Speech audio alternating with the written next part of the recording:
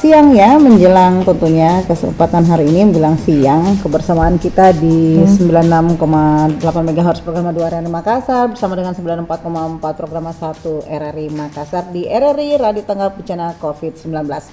Dan kali ini seperti biasanya kita akan belajar di RRI dan bersama dengan saya saat ini tentunya seperti biasanya ada narasumber kita di kelas inspirasi. Dan spesial untuk hari ini juga kita kedatangan Dr.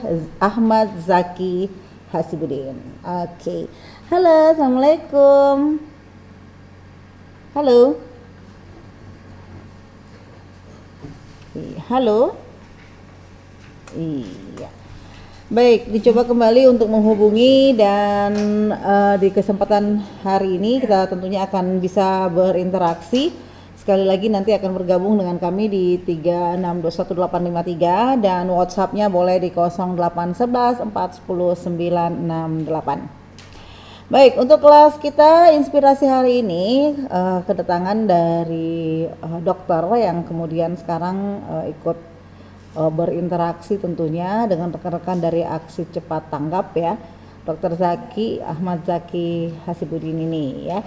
Dan ini termasuk dokter muda ya, masih sangat muda. Dan kemudian sudah punya banyak kiprah di tentunya dalam perjalanan ke dokteran ya. Dia sudah banyak berkecimpung bersama dengan tentunya orang-orang yang sangat konsisten tentu di gerakan Aksi Cepat Tanggap ini. Namanya Dr. Ahmad Zaki Hasibuddin, SKET ya, sarjana kedokteran, dan adalah kelahiran 6 Maret 1995 di Makassar. Adalah juga anggota tim bantuan medis 110 ya. Baik, halo, Assalamualaikum Dr. Zaki. Halo Dr. Zaki. Iya. Halo. Baik. Iya, coba kembali. Halo.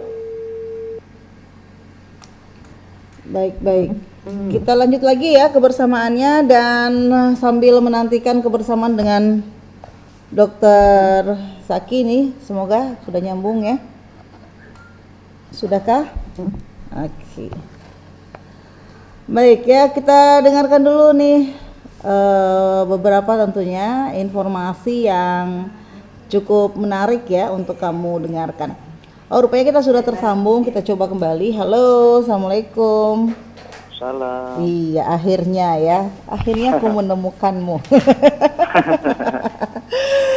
Oke, Dr. Ahmad Zaki, apa kabar?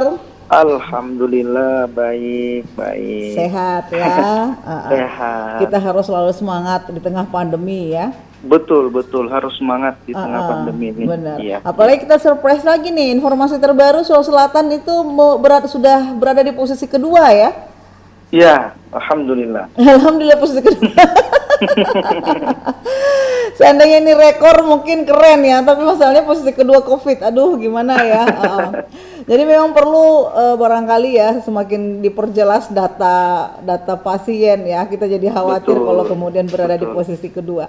Baik, Dr. Zaki, hari ini ada kelas inspirasi. Tentunya profesi dokter ini sesuatu yang sangat penuh resiko ya. Apalagi di tengah wabah seperti ini. Nah, ini juga tentunya adik-adik kita, siswa dan juga pendengar sudah berpikir nih kalau ada yang pengen jadi dokter ya. Tapi tentunya supaya kita lebih jauh mengetahui seperti apa sih sebenarnya kiprah seorang dokter, setidaknya ketika proses untuk bisa menjadi dokter itu pasti ada banyak hal yang sudah terlewati ya, Dr. Zaki ya. Betul. Oke, kita kasih waktu deh Dr. Zaki untuk menceritakan kisahnya selama kurang lebih 15 menit. Silakan dokter. Oke, iya. Jadi kalau kita berbicara seorang profesi dokter, menarik mungkin kalau misalkan kita melihat bahwasanya sesusah apa sih orang kalau mau jadi dokter. Kebanyakan anak-anak sekarang yang ketika ditanya waktu kecil, cita-cita kamu apa?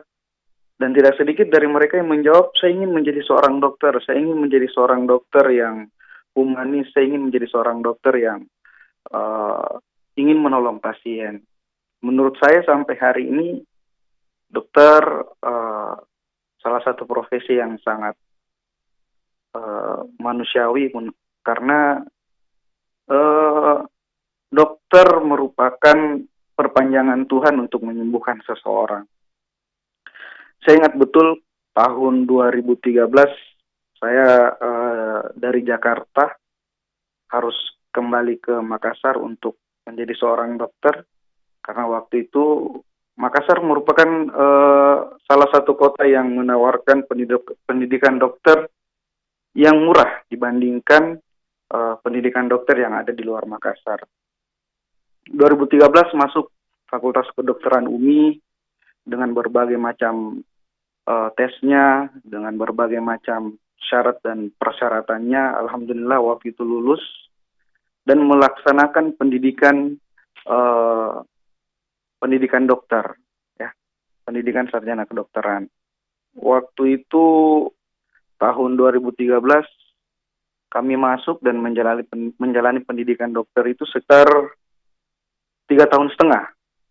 Jadi lulus pendidikan dokter itu tahun 2016.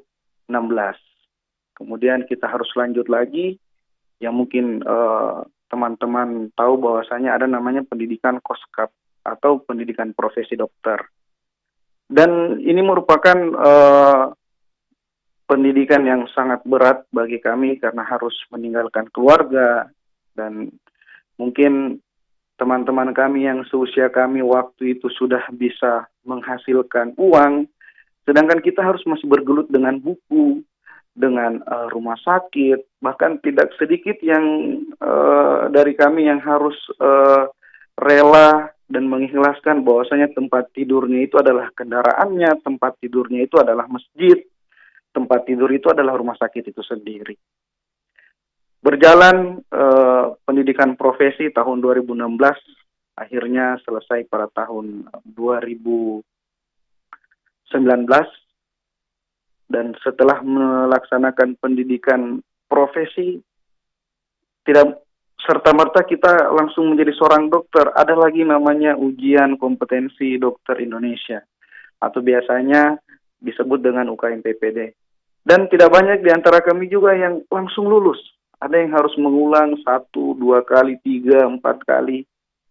Dan pada akhirnya ketika kita sudah lulus untuk menjadi seorang dokter, apakah kita sudah bisa menjadi dokter yang mandiri? Belum. Ada lagi namanya internship, masa pengabdian. Kita harus pergi mengabdi, memilih apakah kita akan mengabdi di luar kota, apa di kota itu sendiri. Sangat panjang. Pendidikan dokter ini sangat panjang. Sangat panjang, dan menurut saya dalam waktu 15 menit, kalau diceritakan suka dukanya itu nggak bakal cukup. Tapi pada intinya bahwasanya untuk adik-adik yang mendengarkan, dokter itu adalah profesi yang sangat mulia.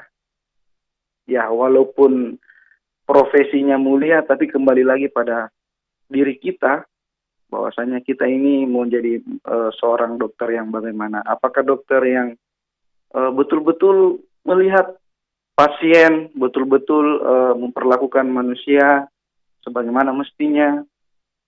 Karena menurut saya tidak mengelakkan bahwasanya begitu banyak sekarang orang-orang yang underestimate tentang dokter. Saya juga tidak bisa menyalahkan mereka sepenuhnya.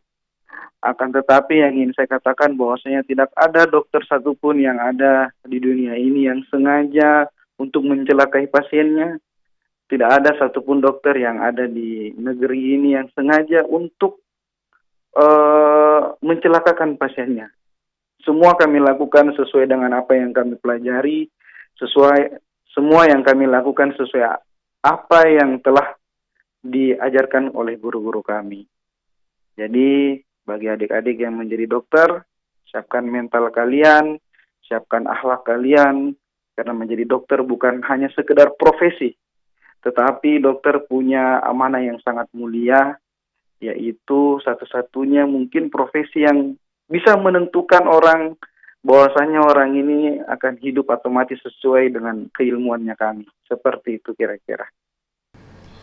Oke ya, jadi kita semakin banyak tahu ya bahwa sesungguhnya memang ya setiap apapun yang dipilih pasti ada resikonya ya dok ya. Betul, iya. Di antaranya adalah ketika memilih sebagai seorang dokter, tantangannya cukup luar biasa karena ini Ya, tentang penyakit ya.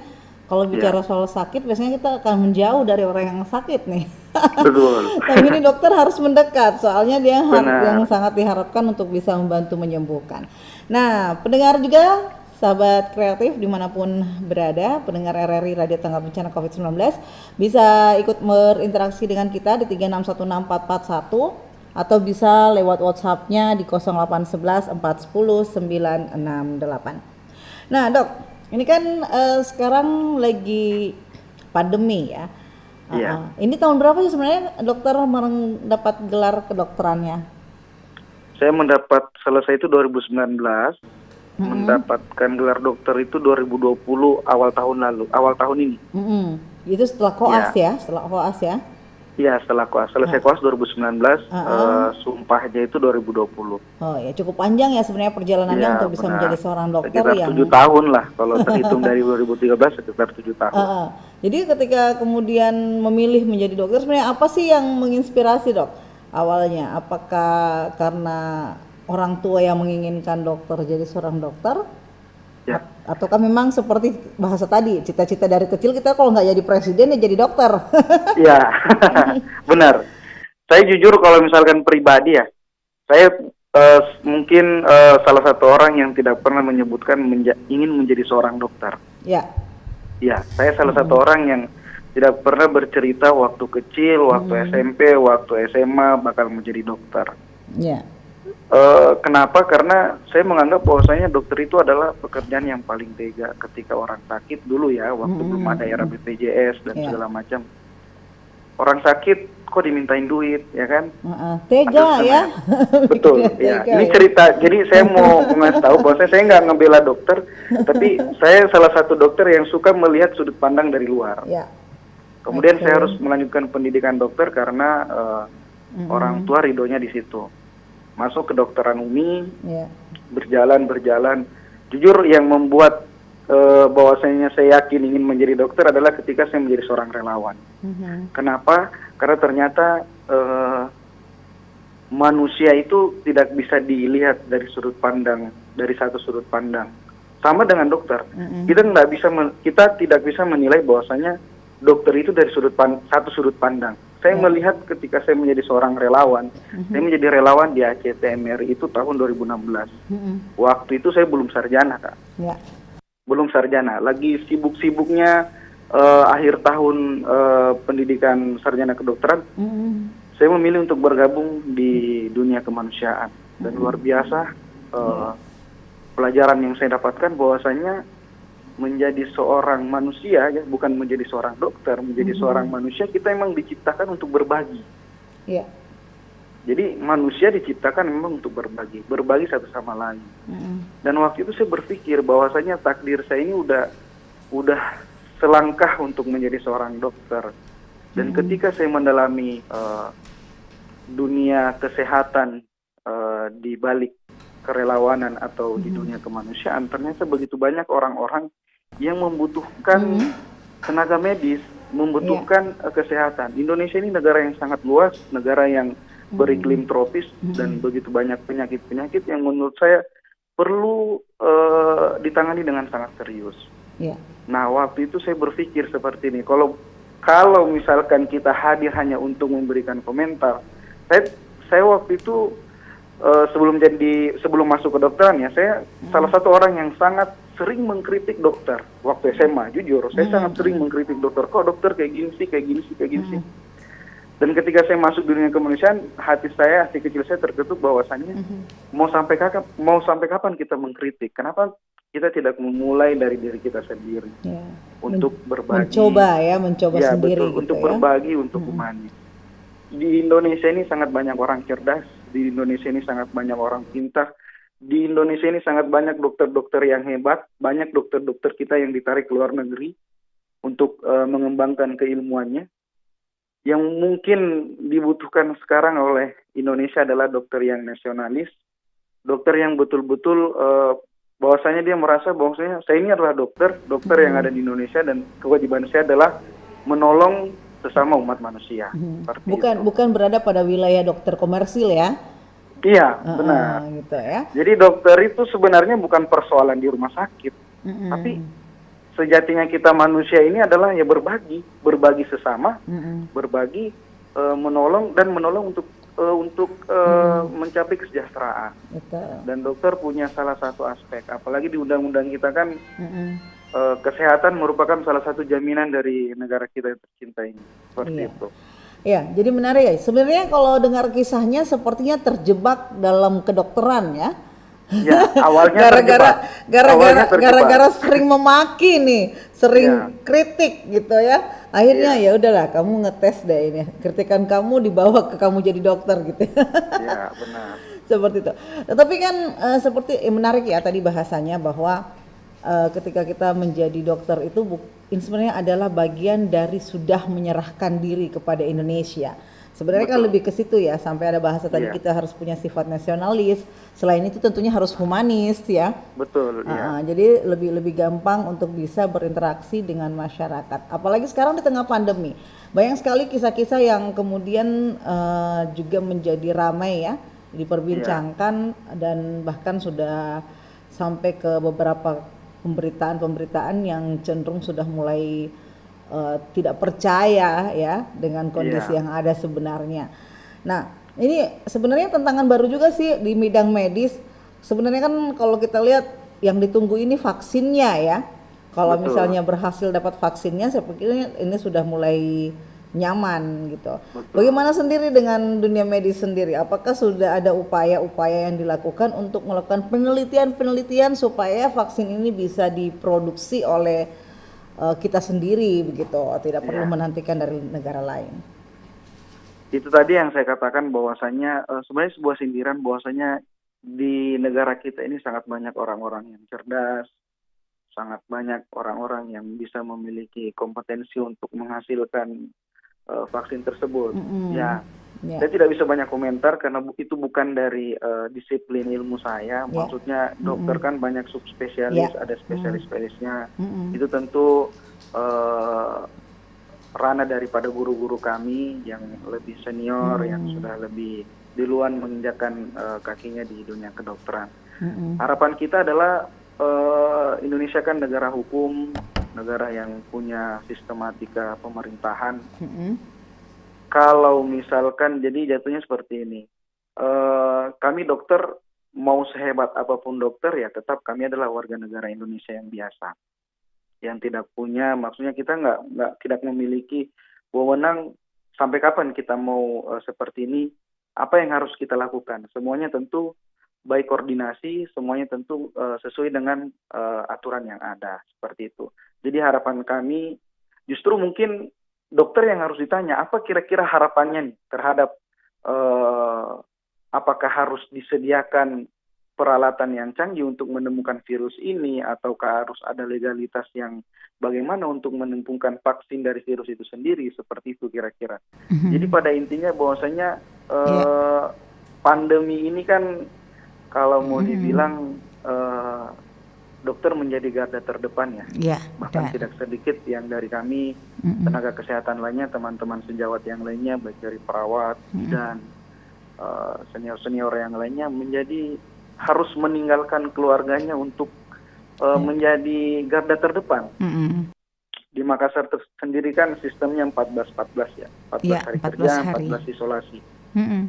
Logikanya bahwasanya mereka pasti akan berpikir keras, mau sampai kapan mereka seperti ini, mau sampai kapan kita seperti ini. Betul. Kami yang biasanya harus menyentuh pasien dengan humanis, dengan pandemi ini, mungkin oke lah, ada sebagian dokter yang menjalankan bahwasanya jaga jarak atau bagaimana, dan tidak sedikit juga dokter yang justru mau menyentuh pasien untuk melakukan sambung rasa, justru pasien yang takut sama kita, dokter.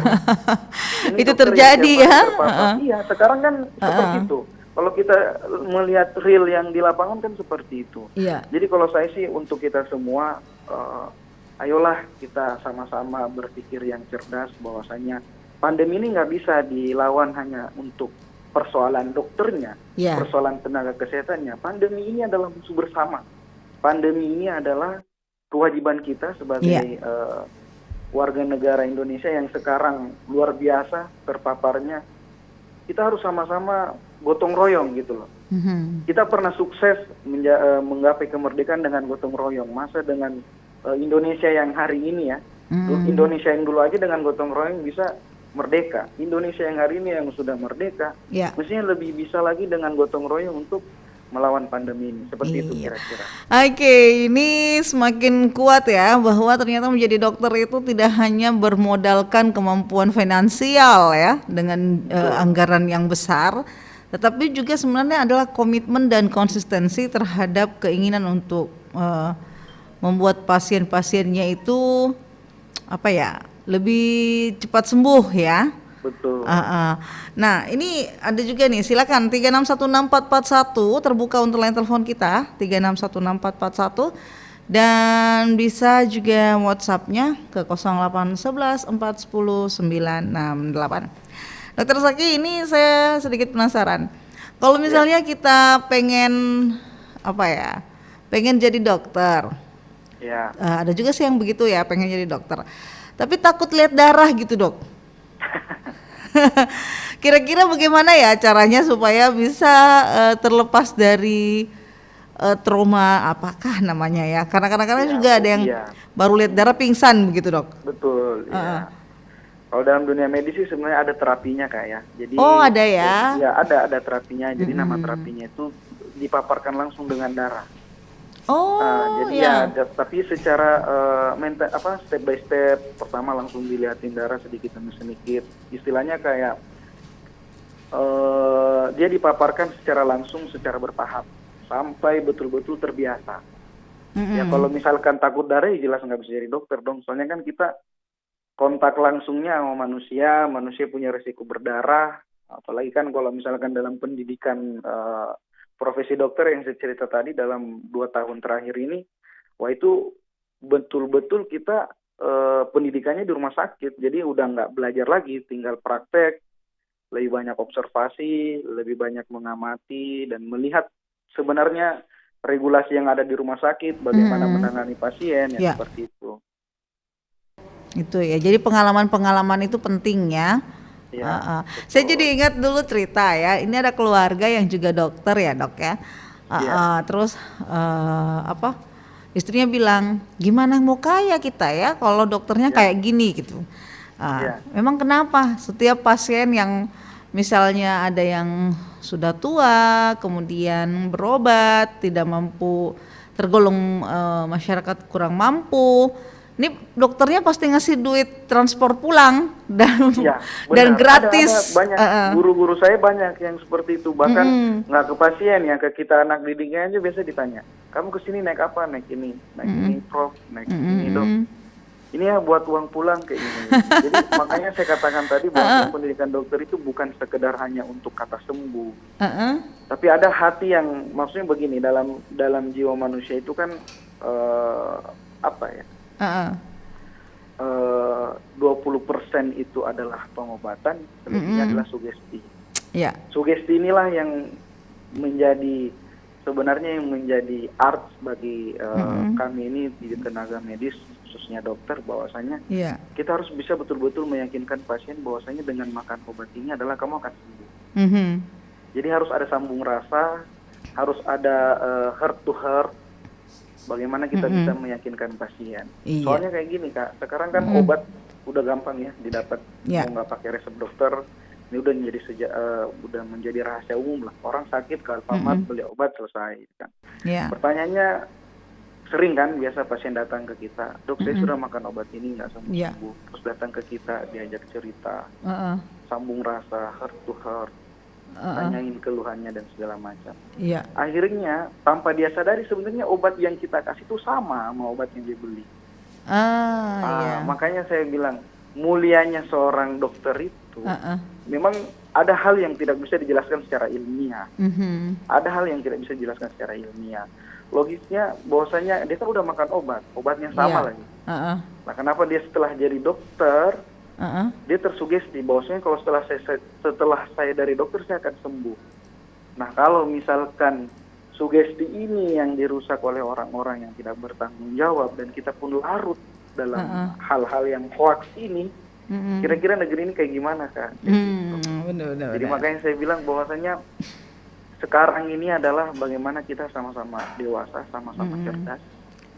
Indonesia pernah lebih buruk dari ini ketika kita belum merdeka. Sekarang kita udah merdeka loh. Mhm. Kita udah merdeka bersosial media, kita udah merdeka, semua akses sudah bisa dilihat. Iya. Bukan cuma dokter yang bisa nonton YouTube bagaimana caranya Heeh. mengoperasi, ya kan? Iya, Kan bener nggak ada bener. larangan kayak kalau Heeh, misalnya kita heeh. mengetik cara mengoperasi usus buntu, semua orang bisa lihat, Iya. bukan cuma dokter. Cuma jangan Sekarang lakukan bagaimana? ya, jadi Iya, malpraktek cuma nggak bisa soalnya. ngelakuin. Kalau ngeliat kan semua bisa, betul. Oke. Baik, saya terima telepon dulu ya. Oke, Halo, baik. halo, selamat siang. Halo. Halo ya, selamat siang. Dengan siapa di mana? Halo. Halo. Iya, sepertinya memang bermasalah ya telepon kita ya. Oke.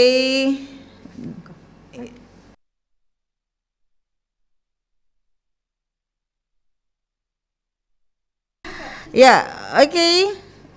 Sepertinya agak sulit ya line telepon kita yang 36164441 ya. Dari tadi juga Iya, kita mencoba tapi sepertinya tidak terdengar dengan baik. Untuk yang ini mungkin bisa lewat WhatsApp saja ya.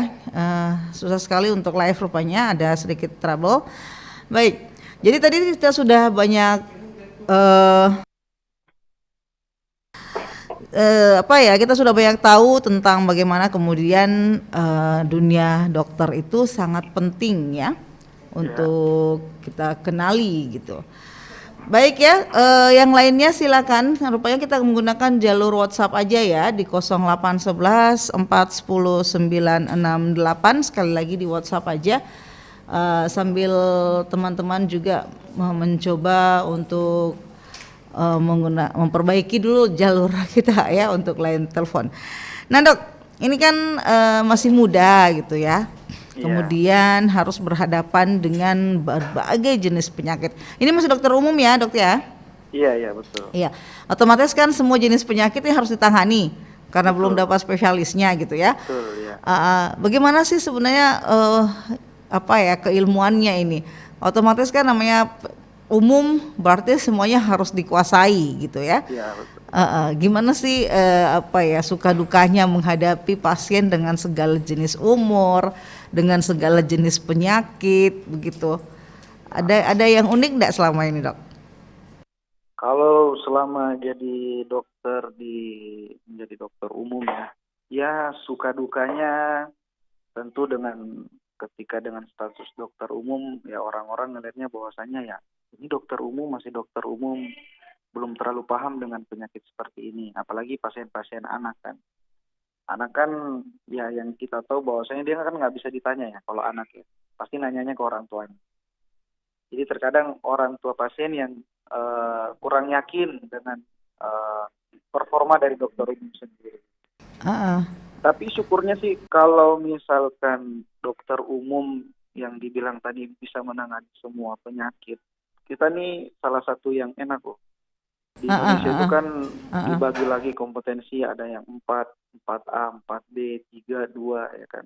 Jadi salah satu uniknya lagi, salah satu profesi yang diatur sampai ada undang-undangnya tuh ya dokter. Jadi misalkan dokter umum juga kalau misalkan dia walaupun dia tahu ya kayak dia tahu tahu cara menanganinya tapi bukan kompetensinya tetap itu melanggar dalam dunia kedokteran seperti itu. Jadi semua sudah diatur, tinggal bagaimana personal kita menjalankan profesi kita ini sesuai dengan ilmu yang telah kita dapatkan, sesuai dengan yang diajarkan oleh guru-guru kita, dan tentunya itu tadi kembali dari persoalan humanis kan tidak semua orang sama. Jangankan dokter, orang yang saudara aja belum tentu memperlakukan saudara-saudaranya sama.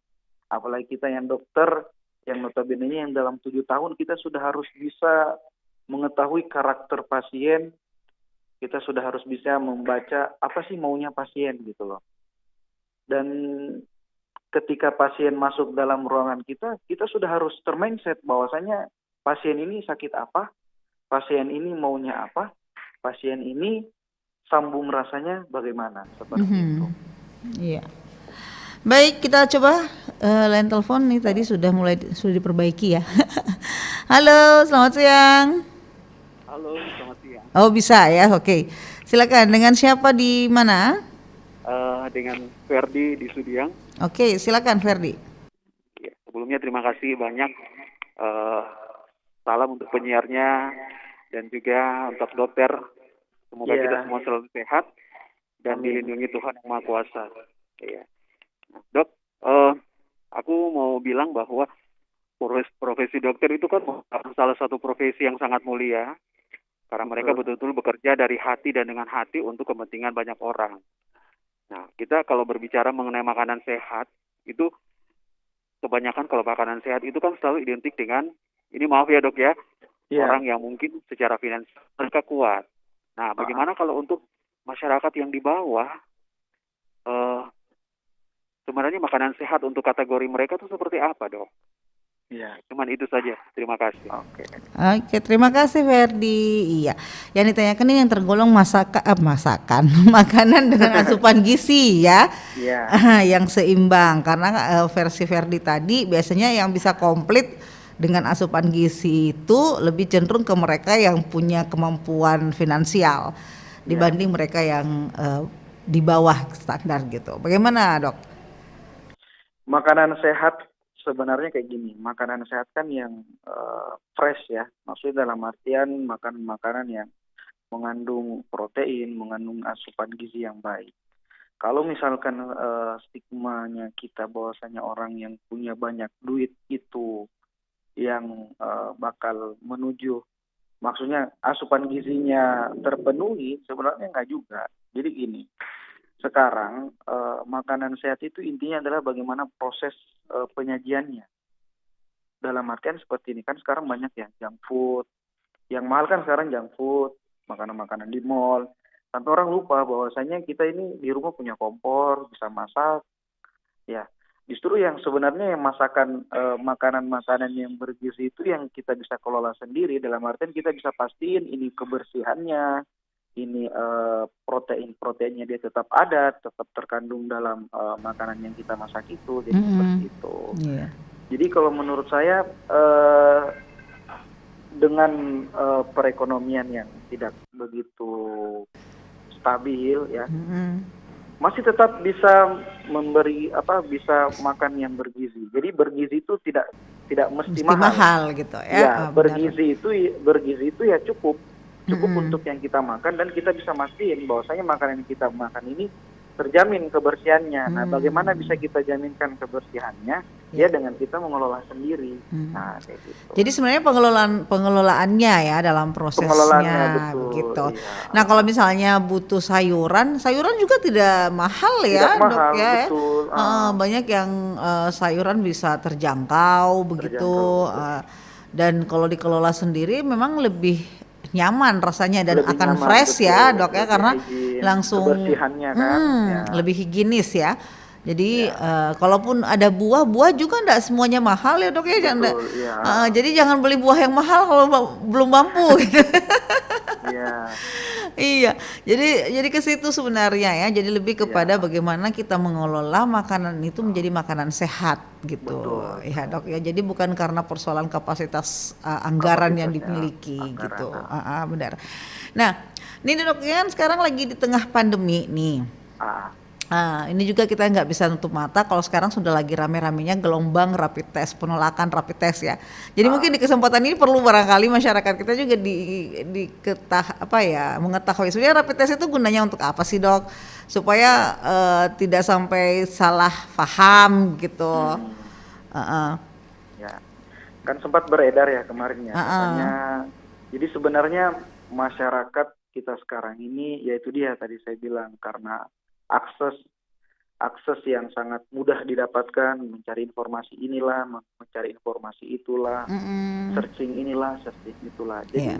benar rapid test itu tidak memastikan seseorang bakal dia menjadi Corona gitu seorang ya. positif corona, tapi Iya. untuk menuju ke pemeriksaan gold standar dalam Mm-mm. dalam hal ini adalah swab, ya. Mm-mm. Ya perlu tentunya kita screening. Jadi screening awal itu ya adanya di rapid test. Mm-mm. Yang pertama dilakukannya lebih mudah, terus yang kedua adalah dengan budget yang lebih lebih rendah seperti itu. Mm-mm. Jadi menurut saya adalah eh, kalau misalkan memang betul ada instruksi dari pemerintah, dari dinas kesehatan yang setempat melakukan rapid test di suatu pasar, di suatu ini, bijaknya sih ya, bijaknya Mm. yaitu tadi yang saya bilang dari awal bahwasanya gotong royong itu pandemi ini Mm. nggak bisa dilawan sama seorang dokter aja, nggak Ya. bisa dilawan dengan para tenaga medis saja. Semua harus melawan. Kita harus kompak, kita harus sama-sama, kita harus gotong royong.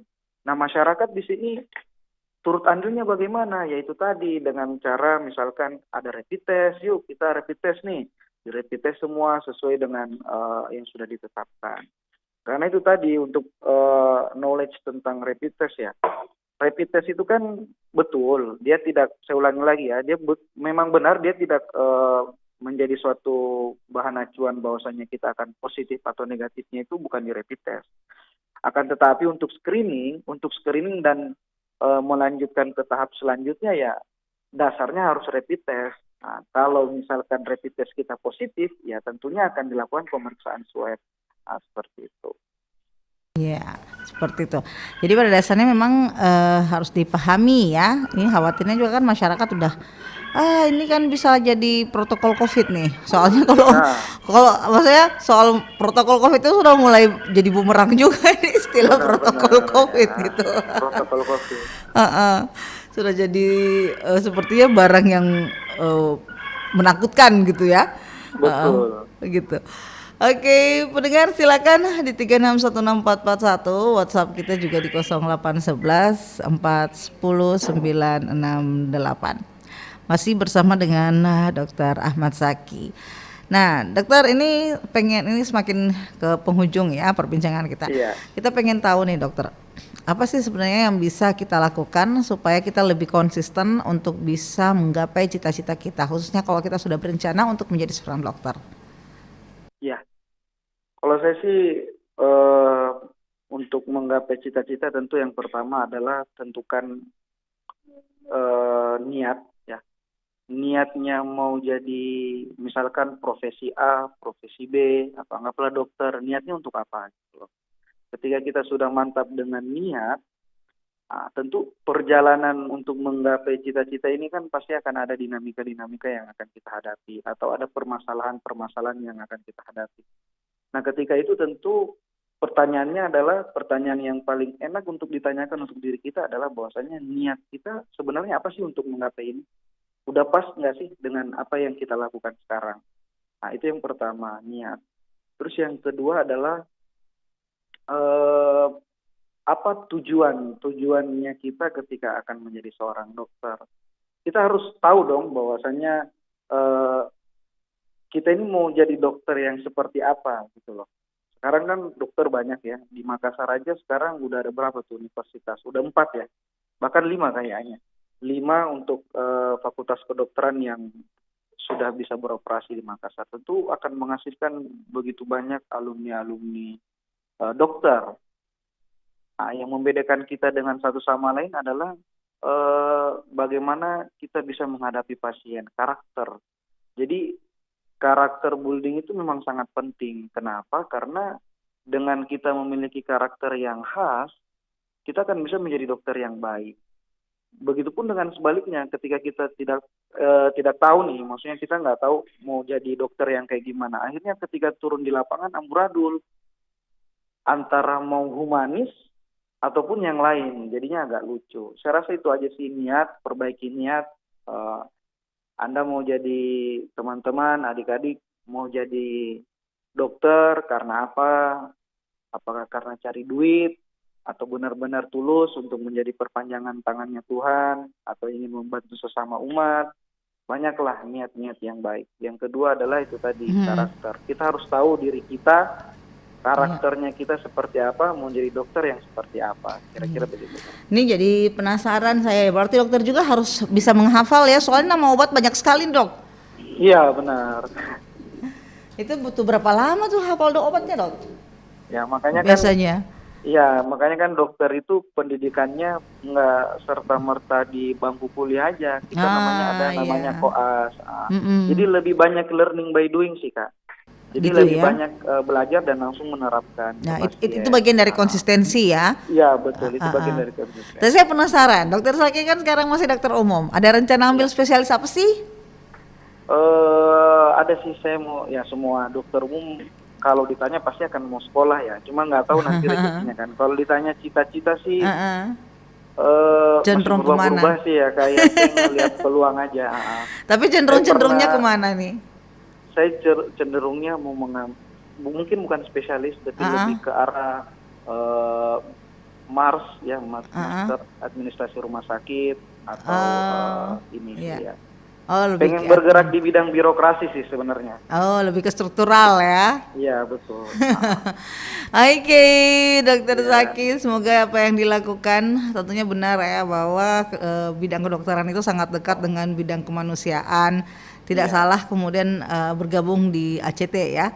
Sekarang ya, karena tentunya itu juga untuk seorang dokter yang idealis itu kan pasti butuh juga tempat gitu ya. Betul, untuk meluangkan waktu dan kesempatan yang dimilikinya untuk bisa berbagi dengan orang lain. Baik Dokter Zaki, di closing statement kita sekiranya ada yang ingin disampaikan untuk para pendengar, apa yang sebaiknya kita lakukan saat ini? Ya, untuk para pendengar, negara kita sekarang kan lagi diserang oleh pandemi COVID-19. Untuk menjadi untuk menyelesaikan masalah ini tentu kita harus bekerja sama-sama. Seperti yang sering saya ulang tadi, bahwasannya corona ini tidak bisa diselesaikan oleh dokter saja, oleh tenaga medis saja. Tapi kita harus bergotong royong sesuai dengan identitas negara kita, bahwasanya Indonesia terkenal dengan gotong royongnya. Saya mengajak kepada seluruh teman-teman pendengar setia bahwasanya ayo kita sama-sama lawan corona dengan menerapkan ilmu kita masing-masing. Silakan teman-teman sejawat dokter menerapkan secara keilmuannya, teman-teman tenaga medis kesehatan yang lainnya menerapkan secara keilmuannya, dan masyarakat umum ayo sama-sama kita patuhi protokol yang ada demi untuk melawan COVID-19 ini. Mungkin itu kira-kira Kak. Oke, mari kita saling menguatkan tentunya dengan imun tubuh yang bagus ya, tentu ya. Jangan berada di tengah kecemasan. Baik, terima kasih Dokter Zaki atas waktunya. Insya Allah tentunya kita di lain kesempatan bisa bersinergi kembali ya. Tentunya melihat perkembangan apa yang terjadi di negara kita yang tercinta ini. Assalamualaikum. Salam. Baik pendengar, luar biasa tadi kita bersama dengan Dr. Ahmad Zaki Hasibuddin ya, seorang dokter yang sangat muda ya, kelahiran tahun 1995 dan baru saya selesai meraih dokternya di tahun 2019 dan dilantik menjadi dokter yang benar-benar bisa bekerja kembali di tahun 2020. Meskipun begitu ternyata kiprahnya juga untuk bisa bergabung dengan dunia kemanusiaan sudah dimulai dari sejak tahun 2013 ya, 2016 gitu. Baik pendengar dimanapun kamu berada, tetap setia bersama dengan RRI Radio Tanggap Bencana COVID-19. Dan untuk sementara saya pamit dulu dari ruang dengar kamu, spesiali untuk belajar di RRI hari ini. Wassalamualaikum warahmatullahi wabarakatuh.